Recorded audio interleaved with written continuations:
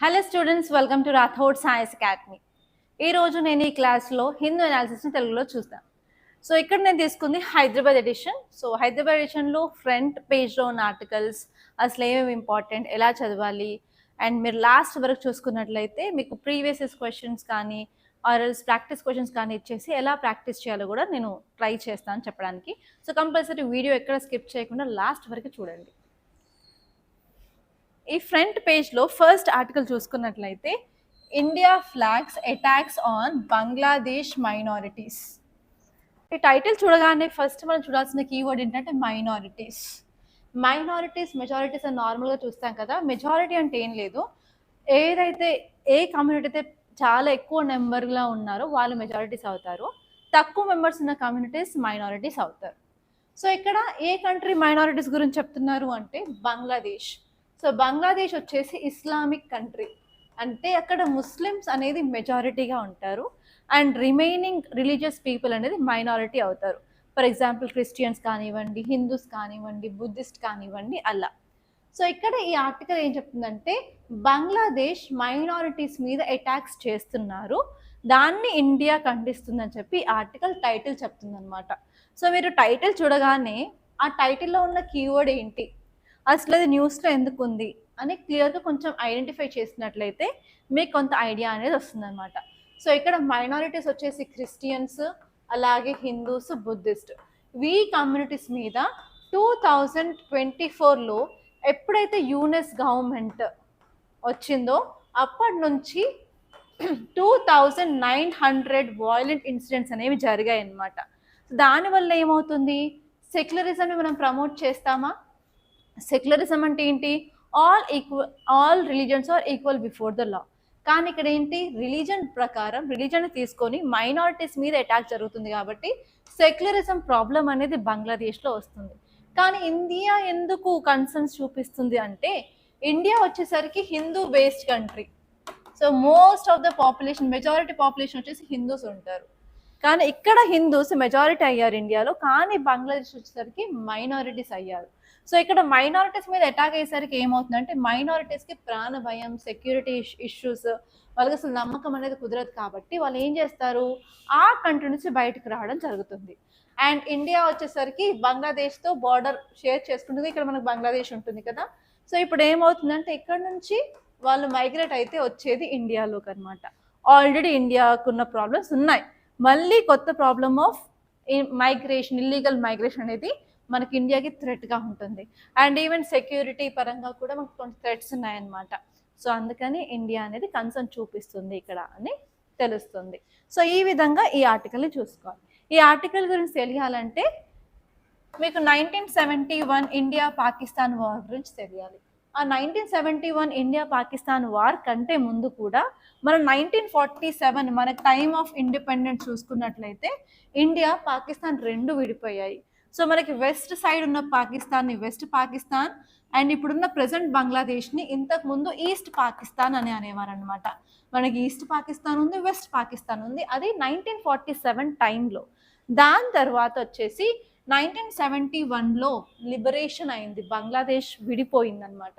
So actually ఏంటంటే ఇక్కడ ఉన్న వెస్ట్ పాకిస్తాన్, ఇక్కడ ఈస్ట్ పాకిస్తాన్ మీద కంట్రోల్ చేయాలని చెప్పి కొన్ని ఫోర్సెస్ చేయడం వల్ల, వాటి వల్ల ఏంటంటే 1971లో వార్ జరిగింది. ఆ వార్లో ఇండియా 13 డేస్లోనే ఆ వార్ని ఎండ్ చేసేసింది. అండ్ ఆ వార్ అయిన తర్వాత బంగ్లాదేశ్ ఒక ఇండిపెండెంట్ కంట్రీగా వచ్చిందనమాట. ఓకే. అండ్ ఆ 1971 వార్ జరిగిన తర్వాత అప్పుడు గవర్నమెంట్ ఏదైతే బంగ్లాదేశ్లో ఫామ్ అయిందో ఆ గవర్నమెంట్ ఏం చెప్పిందంటే ఈ వార్లో పార్టిసిపేట్ చేసిన వాళ్ళందరికీ మేము రిజర్వేషన్ ప్రొవైడ్ చేస్తాము జాబ్స్లో అండ్ ఏంటిది ఎడ్యుకేషన్లో అని చెప్పారనమాట. సో ఇప్పుడు 2024లో యుఎస్ గవర్నమెంట్ రావడానికి మేజర్ రీజన్ ఏంటంటే ఈ 2024లో ఉన్న స్టూడెంట్స్ అందరూ ఈ రిజర్వేషన్ కోటాని రిమూవ్ చేయాలని చెప్పి అక్కడ ఉన్న షేక్ హసీనా గవర్నమెంట్ మీద అటాక్స్ అనేవి చేశారనమాట. దాని తర్వాత షేక్ హసీనా వాళ్ళ ఇంటిని కూడా ధ్వంసం చేశారు అండ్ ఈవెన్ ఇంపార్టెంట్ గవర్నమెంట్ బిల్డింగ్స్ని కూడా వాళ్ళు ధ్వంసం చేయడం జరిగింది. దానివల్ల ప్రాణభయంతో షేక్ హసీనా బంగ్లాదేశ్ని విడిచి ఇండియాకి వచ్చిందనమాట. దాని తర్వాత ఇంటరిమ్ గవర్నమెంట్ యూనస్ అనేది ఫామ్ చేయడం జరిగింది. అండ్ ఇప్పుడు బంగ్లాదేశ్లో పొలిటికల్ ఇన్స్టెబిలిటీ అయింది. అసలు ఈ పొలిటికల్ ఇన్స్టెబిలిటీస్ అన్ని అవడానికి రీజన్ ఏంటంటే ఫిబ్రవరి 2026లో బంగ్లాదేశ్లో ఎలక్షన్స్ ఉన్నాయన్నమాట. ఆ ఎలక్షన్స్కి కూడా కొంచెం లింక్ అయితే ఉందన్నమాట. అండ్ రీసెంట్గా 3 to 4 days బ్యాక్ కూడా మనం ఒక ఆర్టికల్ చూసాం, మళ్ళీ ప్రొటెస్ట్ ఎందుకు స్టార్ట్ అయ్యాయంటే ఇప్పుడున్న స్టూడెంట్స్ ఎవరైతే ఈ యూఎస్ గవర్నమెంట్కి సపోర్ట్ చేయడం కానీ అగెయిన్స్ట్ షేక్ హసీనాకి చేయడం కానీ అందులో ఉన్న లీడర్స్ కూడా కొంతమంది చనిపోవడం జరిగింది అని చెప్పి ఈ అన్ని అల్లర్లన్నీ బంగ్లాదేశ్లో జరుగుతున్నాయి అన్నమాట. సో మీరు ఇక్కడ గుర్తుపెట్టుకోవాల్సింది బంగ్లాదేశ్లో ఉన్న మైనారిటీస్ వల్ల ఇండియాకి ఎలాంటి ఇంపాక్ట్ ఉంటుంది అని. ఈ టాపిక్ వచ్చేసి ఇంటర్నేషనల్ రిలేషన్స్లో అలాగే సొసైటీ పాయింట్ ఆఫ్ వ్యూలో ఇంటర్నల్ సెక్యూరిటీలో కూడా చాలా important.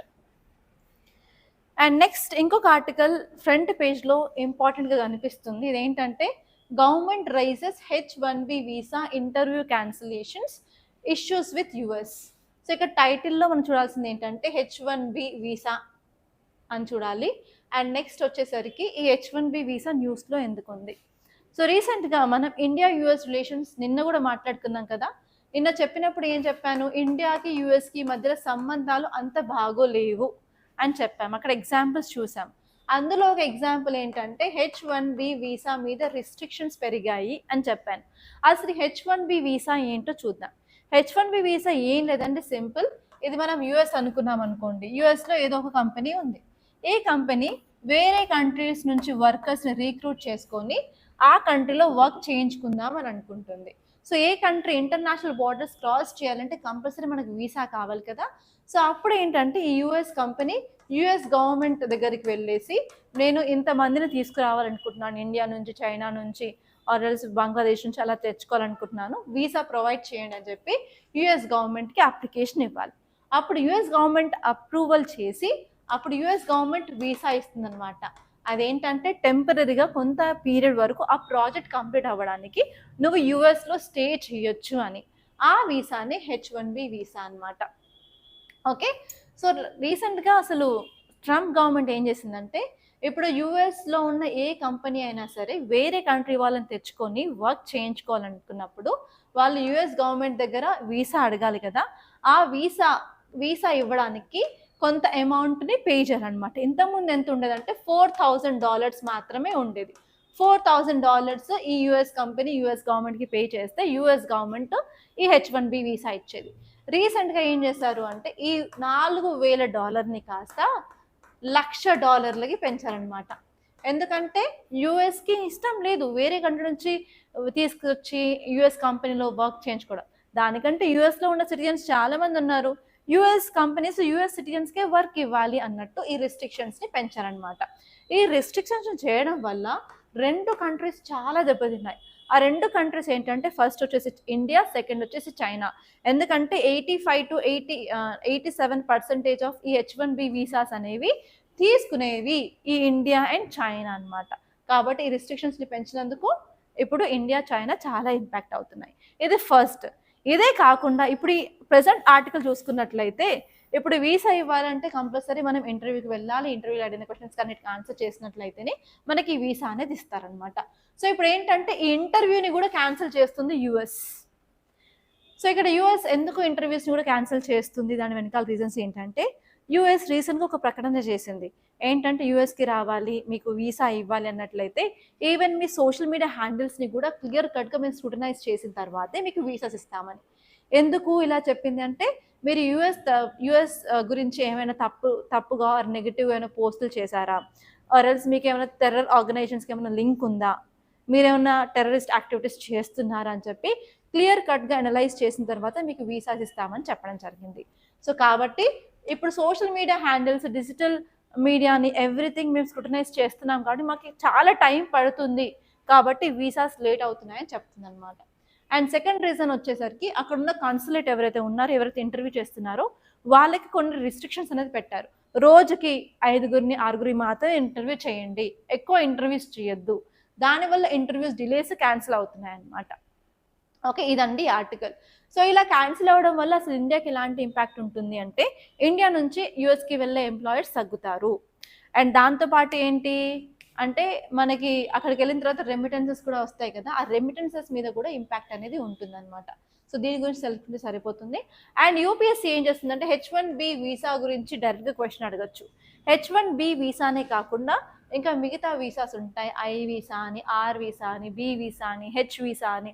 హెచ్లో H1B, H2B and H4 visa, అలా డిఫరెంట్ టైప్స్ ఆఫ్ వీసాస్ ఉంటాయి. సో ఆ వీసాస్ మీద కూడా క్వశ్చన్ వచ్చే ఛాన్స్ ఉంది. ఒకసారి ఆ డిఫరెంట్ టైప్స్ ఆఫ్ వీసాస్ గురించి నోట్స్ అయితే చేసి పెట్టుకోండి. ఓకే ఇవ్వండి సెకండ్ ఆర్టికల్.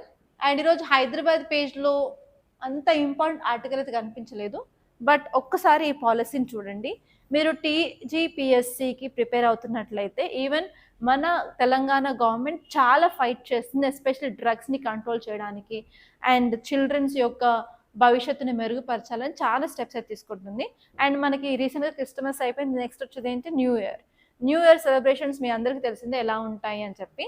ఆ న్యూ ఇయర్ సెలబ్రేషన్స్లో ఈ డ్రగ్స్ యూజ్ చేయొద్దని చెప్పి మన సజ్జనార్ గారు కొన్ని ఇంపార్టెంట్ స్టెప్స్ అయితే తీసుకుంటున్నారు. అతను చెప్పిన పాలసీ ఏంటంటే జీరో డ్రగ్స్ పాలసీ అనమాట. ఈ జీరో డ్రగ్స్ పాలసీ ఏం లేదు, ఈ న్యూ ఇయర్ సెలబ్రేషన్స్లో అసలు డ్రగ్ అవైలబిలిటీ కానీ డ్రగ్ యూజ్ చేసి కానీ డ్రగ్స్ యూజ్ చేసినట్టు ఎలాంటి కేసు అనేది హైదరాబాద్లో బుక్ అవ్వద్దు అని చెప్పి తీసుకున్న మెషర్స్ అనమాట. సో ఇందులో వాళ్ళు ఏం చేస్తారంటే స్ట్రిక్ట్గా సర్వేలెన్స్ చేస్తున్నారు, ఎక్కడ డ్రగ్స్ ఉంటున్నాయి ఏంటి సిటీ మొత్తం. అండ్ దాంతోపాటు ఈ యూస్ని తగ్గించాలనుకుంటున్నారు. అండ్ నెక్స్ట్ వచ్చేసి మనకి డ్రగ్స్ ఎక్కడ అవైలబుల్గా దొరుకుతాయంటే పబ్లలో, హోటల్స్లో, రెస్టారెంట్స్లో దొరుకుతాయి. కాబట్టి వీటికి ఓ టైం లిమిట్ అనేది పెట్టారు. ఏంటంటే only December 31st night only 1 గంట అంటే 1 AM వరకు మాత్రమే ఓపెన్గా ఉండాలి అన్నట్టు ఇలాంటి zero tolerance policy towards drugs అనేది తీసుకురావడం జరిగిందనమాట. సో మీరు ఎస్ఏ రాస్తున్నట్లయితే కూడా అందులో ఈ పాయింట్ని యూజ్ చేసుకోవచ్చు, how you're controlling this drugs అన్నట్టు. అండ్ నెక్స్ట్ మీరు నెక్స్ట్ పేజ్లోకి వెళ్ళినట్లయితే ఇక్కడ అంత ఇంపార్టెంట్గా ఏం అనిపించట్లేదు.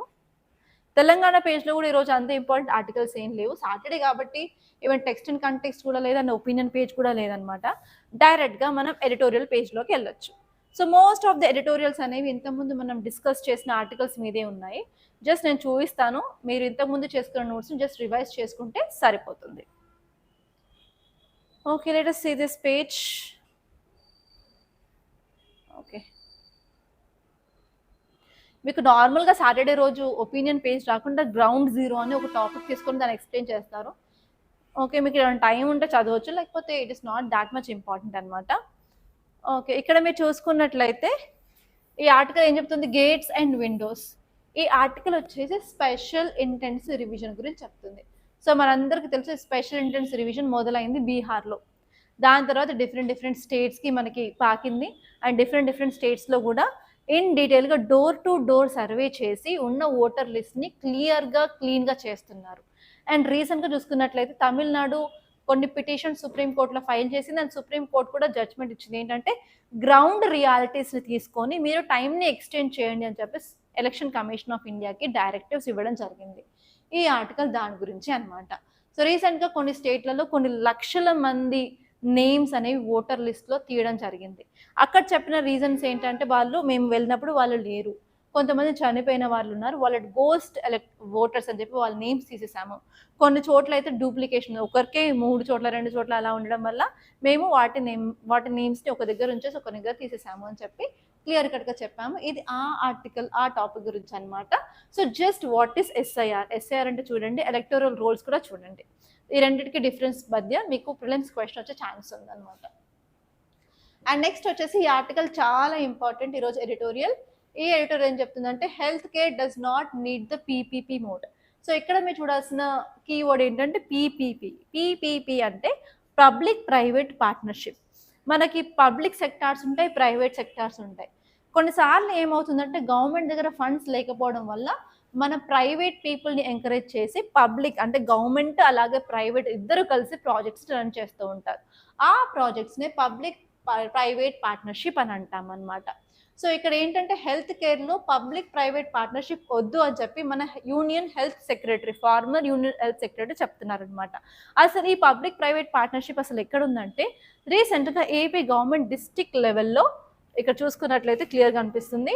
Andhra Pradesh government expanded the number of medical colleges by 6 medical కాలేజెస్ని increase చేశారు. అండ్ టోటల్గా 17 ఇన్ గవర్నమెంట్ సెక్టార్లో ఉన్నాయి, అండ్ ఇంకోటి వచ్చేసి 19 ఇన్ ప్రైవేట్ సెక్టార్లో ఉన్నాయి. And now government is seeking to add 10 other PPP mode. So కంప్లీట్గా గవర్నమెంట్ సెక్టార్లో ఉన్నాయి 17 మెడికల్ కాలేజెస్. ప్రైవేట్ సెక్టార్లో ఉన్నాయి 19 అండ్ ఇప్పుడు గవర్నమెంట్ ఇంకా 10 కొత్త కాలేజెస్ని పీపీపీ మోడ్లో తీసుకురావాలనుకుంటుంది అనమాట. అందుకని ఇప్పుడు ఇది న్యూస్లో ఉంది.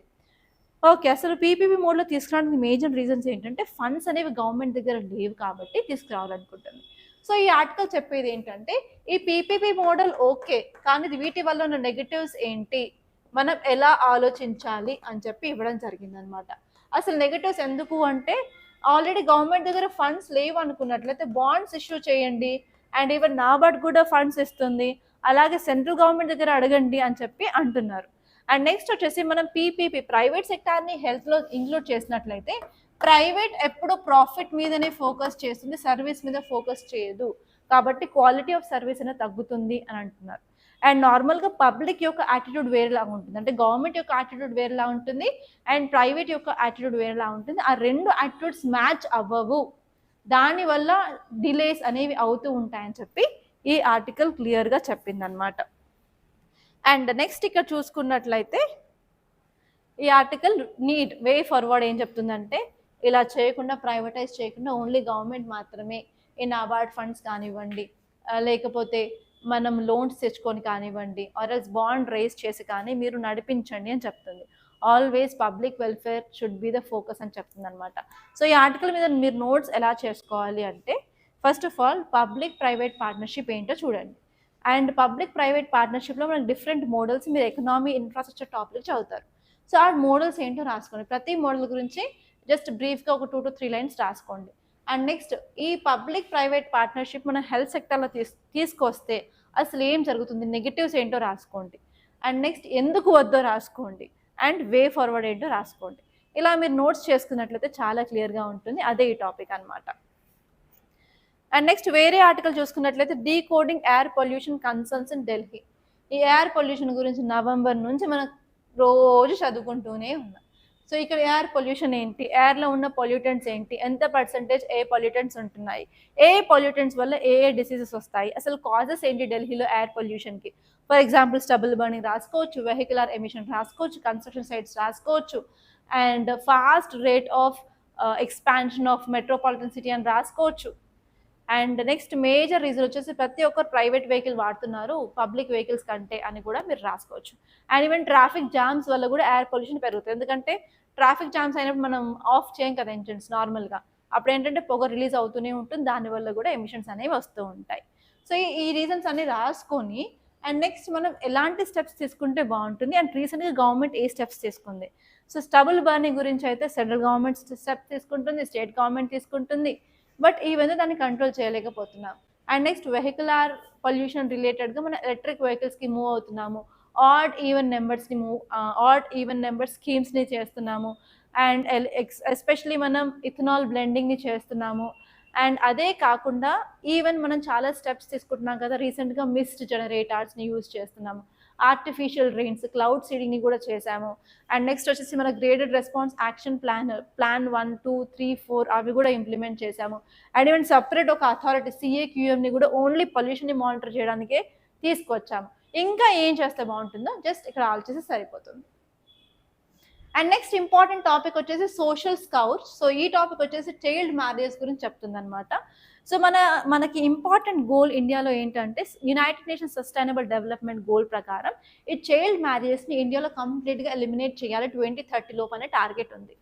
కానీ కొన్ని స్టేట్స్లో ఎస్పెషల్లీ ఇక్కడ మీకు క్లియర్గా ఇచ్చారు, according to national family health survey ప్రకారం త్రిపురలో, వెస్ట్ బెంగాల్లో, బీహార్లో, జార్ఖండ్లో, ఏపీలో, అస్సాంలో, తెలంగాణలో, మధ్యప్రదేశ్లో, రాజస్థాన్లో మాత్రం ఎక్కువ రేట్ ఆఫ్ చైల్డ్ మ్యారేజెస్ అనేవి జరుగుతున్నాయి.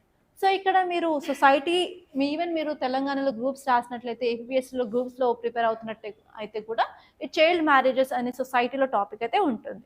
సో జస్ట్ ఇక్కడ ఒక డేటా అయితే ఇచ్చారు, నేషనల్ ఫ్యామిలీ హెల్త్ సర్వే ప్రకారం 2005-2007లో 47% ఉండేవి, కానీ 2019-2021కి వచ్చేసరికి 23%కి తగ్గింది అని చెప్పి చెప్తున్నారు. ఇలాంటి డేటా పాయింట్స్ ఏమైనా ఉంటే కంపల్సరీ నోట్ చేసుకొని, గ్రూప్లో చాలా ఇంపార్టెంట్. అండ్ నెక్స్ట్ వచ్చేసి ఇక్కడ రీజన్స్ ఏంటి, అసలు ఎందుకు జరుగుతున్నాయి, అండ్ మీరు దానికి వే ఫార్వర్డ్ ఏం చేస్తే దాన్ని తగ్గించవచ్చు, ఈ రెండు చూసుకుంటే సరిపోతుంది అనమాట. అండ్ నెక్స్ట్ మీరు గ్రౌండ్ జీరో చదవక్కర్లేదు. నెక్స్ట్ టాపిక్ వచ్చేసి centre fail to define Aravalli hills. రీసెంట్గా మనం చెప్పుకున్నాం ఈ ఆర్టికల్. సుప్రీం కోర్ట్ జడ్జ్మెంట్ ఇచ్చింది అరవల్లి హిల్స్లో. అరవల్లి హిల్స్ డెఫినేషన్ ఏంటి, రేంజెస్ అంటే డెఫినేషన్ ఏమి ఇచ్చింది, అసలు సుప్రీం కోర్ట్ చెప్పిన పాయింట్స్ ఏంటి, కొత్తగా అసలు ఎలాంటి మైనింగ్కి పర్మిషన్ ఇవ్వను, ఆల్రెడీ ఇచ్చిన వాటికి మాత్రం ప్రాపర్గా రిస్ట్రిక్షన్స్ తీసుకుంటాం, ఎన్వైరన్మెంట్ ఇంపాక్ట్ అసెస్మెంట్ చేస్తాం. సో జస్ట్ ఆ పాయింట్స్ ఒక్కసారి రివిజన్ చేసుకుంటే సరిపోతుంది, అసలు కొత్త టాపిక్ ఏం కాదు. అండ్ మీరు ఇంకొక నెక్స్ట్ పేజ్లోకి వెళ్ళినట్లయితే ఇక్కడ చాలా చాలా ఇంపార్టెంట్ ఆర్టికల్ అయితే ఉందండి. ఈ టాపిక్ వచ్చేసి invasive mosquito species threatens India's 2030 malaria elimination goal. So ఇక్కడ చూడాల్సింది ఏంటంటే మలేరియా అందరికీ తెలుసు, జ్వరం వస్తుంది అని చెప్పి. ఆ జ్వరంకి స్పెషాలిటీ ఏంటంటే మనకి చలి వస్తుంది అనమాట. కొంత టైంలో ఒకనొక టైంలో ఎవ్రీ డే మనకి చలి అనేది విపరీతంగా పుడుతుంది. సో ఇక్కడ మలేరియా దేనివల్ల వస్తుంది అంటే పారాసైట్, దాని పేరే ప్లాస్మోడియం. ఈ ప్లాస్మోడియంలో 4 రకాలు ఉంటాయి అన్నమాట. Plasmodium malaria, plasmodium vivax, plasmodium ovale, plasmodium falciparum అని చెప్పి. రీసెంట్గా ప్లాస్మోడియం ఫాల్సిపెరమ్కి ఒక వ్యాక్సిన్ కూడా కనుక్కున్నారు, దాని పేరే అడ్ఫాల్సీ వ్యాక్స్ అనమాట.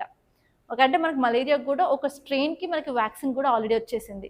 అయినప్పటికీ ఇప్పుడు ఇది న్యూస్లో ఎందుకు ఉందంటే ఇన్వేసివ్ స్పీసీస్, అంటే నార్మల్గా ఈ స్పీసీస్ మన ఎన్వైరన్మెంట్లో ఉండదు, బయట నుంచి మన ఏరియాకి వచ్చేస్తుంది.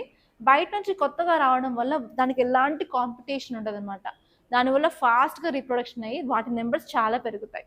ఎస్పెషలీ ఈ మస్కిటో ఏం చేస్తుందంటే, ఆ మస్కిటో పేరు ఏంటంటే అనోఫిలస్ స్టీఫెన్సీ. సో మనకి డాన్ మూవీలో స్టీఫెన్ అనే విలన్ ఉంటాడు కదా, సో అలా నేమ్ గుర్తుపెట్టుకోండి. ఇదేంటంటే అనోఫిలస్ స్టీఫెన్సీ. అలోఫిన్ స్టీఫెన్సీ అనే మస్కిటో వేరే సౌత్ ఏషియన్ కంట్రీస్ నుంచి ఇండియాలోకి వచ్చింది. ఇండియాలోకి వచ్చిన తర్వాత మన దగ్గర ఉన్న సిటీస్లో, మేజర్ మెట్రోపాలిటన్ సిటీస్లో అక్కడ మనకి పిట్స్ ఉంటాయి, డ్రైనేజ్ పిట్స్ కానీ డ్రైనేజ్ ఏరియాస్లో కానీ, ఎస్పెషలీ వాటర్ ఉన్న చోటనే ఈ మస్కిటో అనేది గుడ్లు పెడుతుంది కదా, లార్వే వచ్చేస్తుంది. సో అలాంటి ఏరియాస్లో ఈజీగా అడాప్ట్ అయిపోయి మన ఇండియాలో మలేరియా కేసు అనేవి సిటీస్లో పెరుగుతున్నాయి. ఇంతకుముందు చూడని మలేరియా కేసెస్ ఆ ఏరియాస్లో ఇప్పుడు ఈ మస్కిటో వల్ల పెరగడం జరిగిందనమాట. దానివల్ల మనకి ఉన్న టార్గెట్ ఏంటంటే ఎలిమినేషన్ ఆఫ్ మలేరియా బై 2030. ఈ టార్గెట్ మనం రీచ్ అవ్వలేము అని చెప్పి చెప్తుంది.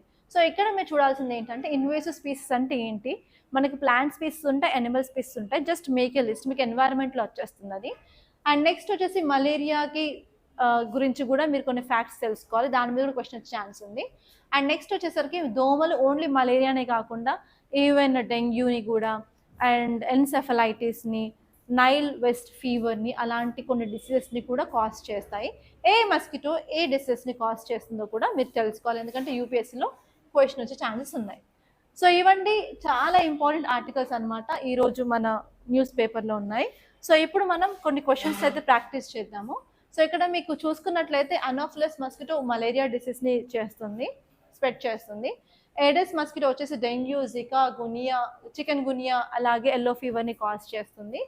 అండ్ నెక్స్ట్ వచ్చేసి క్యూలెక్స్ మస్కిటో వచ్చేసి వెస్ట్ నైల్ ఫీవర్ని, ఫైలేరియాసిస్ని, ఎన్సెఫలైటిస్ని కాజ్ చేస్తుంది అనమాట. ఇవి కంపల్సరీ మీకు తెలిసి ఉండాలి. అండ్ నెక్స్ట్ వచ్చేసరికి మనం ప్రిలిమ్స్ ప్రాక్టీస్ క్వశ్చన్స్ చూద్దాం. ఈరోజు మాత్రం 3 క్వశ్చన్స్ ఉన్నాయి. ఫస్ట్ క్వశ్చన్ వచ్చేసి match the mosquito genus and primary disease. ఇక్కడ నేను 1 సైడ్ ఏమో మస్కిటోస్ ఇచ్చాను, 1 సైడ్ ఏమో డిసీజ్ ఇచ్చాను, అండ్ ఇక్కడ ఏ పేర్స్ కరెక్ట్గా మ్యాచ్ అయ్యో చెప్పాను. సో ఫస్ట్ వచ్చేసి అనోఫిలస్ మస్కిటో మలేరియా కరెక్టే, ఏడెస్ మస్కిటో డెంగ్యూ, జికా, గునియా కరెక్టే, క్యూలెక్స్ వచ్చేసి West Nile fever, Japanese encephalitis. So answer వచ్చేసి all 1, 2, 3 option D is the right answer అనమాట. అండ్ నెక్స్ట్ క్వశ్చన్ వచ్చేసి with reference to the criticism of adapting PPP in health care. So ఈ క్వశ్చన్లో only criticism, PPP ఎందుకు వద్దు health కేర్లో అన్నట్టు ఇచ్చారనమాట. Consider the following statements. First వచ్చేసి long term private concessions transfer public assets without necessity as alternatives like government bonds exist. మన government bonds ఉన్నాయి కదా, ఎందుకు మనం లాంగ్ టర్మ్గా ప్రైవేట్ని ఇన్వాల్వ్ చేసినట్లయితే ట్రాన్స్ఫర్ ఆఫ్ ప్రాపర్టీ అయిపోతుంది అని అంటున్నారు. First statement is right. Next, PPP is essential because governments cannot raise funds. Governments అసలు ఫండ్స్ అనేది రేస్ చేయలేదు, రేస్ చేయొచ్చు, నబార్డ్ ఉన్నది, అలాగే సెంట్రల్ గవర్నమెంట్ హెల్ప్ తీసుకోవచ్చు, అండ్ అలాగే బాండ్స్ రిలీజ్ చేయొచ్చు. కాబట్టి సెకండ్ స్టేట్మెంట్ అనేది రాంగ్ అవుతుంది. అండ్ నెక్స్ట్ వచ్చేసి it risk commercialisation of medical education and reduces equitable access to the poor. అంతే కదా, మనం ప్రైవేట్ సెక్టార్ని మనం ఇంక్లూడ్ చేసినట్లయితే ఆబ్వియస్లీ హెల్త్ సెక్టార్ అనేది కమర్షియలైజ్ అయిపోతుంది, దానివల్ల పువర్ పీపుల్కి యాక్సెసిబుల్గా ఉండదు. ఆన్సర్ వచ్చేసి సెకండ్ స్టేట్మెంట్ తీసేస్తే 1 and 3 is the right answer.